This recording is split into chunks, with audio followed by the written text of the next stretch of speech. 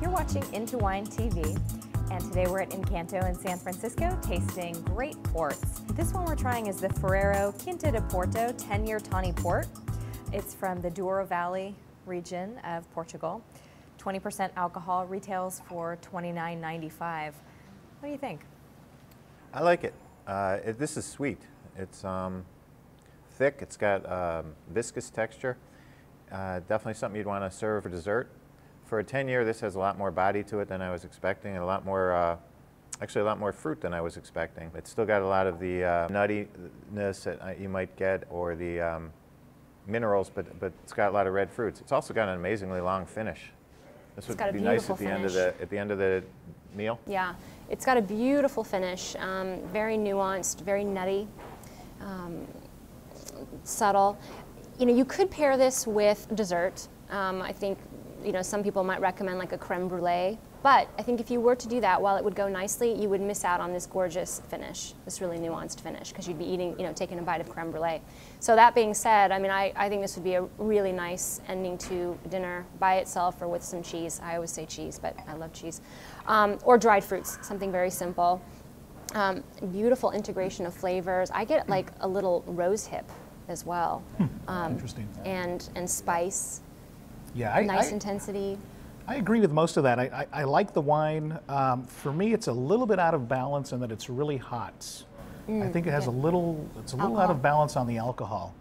The thing I do like about it is that for a Tawny, I get a nice package of fruit along with that kind of hazelnut or chestnut nuttiness. And I find it very long on the finish, but I'm having a hard time getting over the alcohol, the heat component. Really? On the nose or on the I get it mostly on the palate. I get a little bit on the nose, but for some reason I get the heat on the palate, or just a little bit off on the alcohol. I get a little for warmth, myself. but you know, I kind of like that, especially, you know, I live I in like Cleveland it. in the wintertime. You like that warmth at the end, you know? It's like Interesting, yeah. So for me, that's how the wine is. The other thing I think it would be great with would be some sort of maybe like a hazelnut spice cake. Oh yeah, That'd be good. yes. Would work really well, I think, with this wine. And less sweet than creme brulee, probably. Yeah, and that would something work not too better, sweet. actually. Let the sweetness of the wine be the sweetness of the dessert. Yeah, I find, I don't know, it'd be interesting to try it with creme brulee. It might overpower the brulee, but once again, for me, that's probably the alcohol speaking again out of the glass. I think your spice cake idea is brilliant. That's the way to go. That's a good one. Thank you. Yeah.